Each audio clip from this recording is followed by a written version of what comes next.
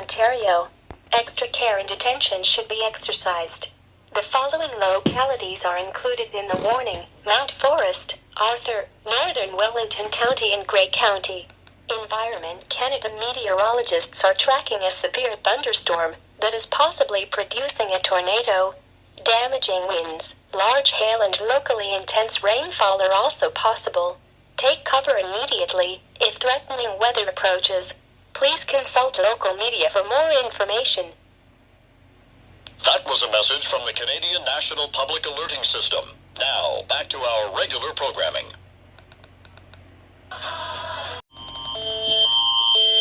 Yep, EAS FM. At 5:37 p.m. Eastern Daylight Time Tuesday, Environment Canada has issued a tornado warning for southwestern Ontario.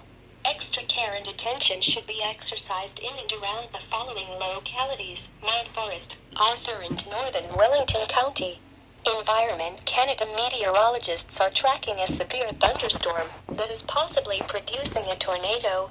Damaging winds, large hail and locally intense rainfall are also possible. Take cover immediately if threatening weather approaches. Please consult local media for more information. That was a message from the Canadian National Public Alerting sorry. System.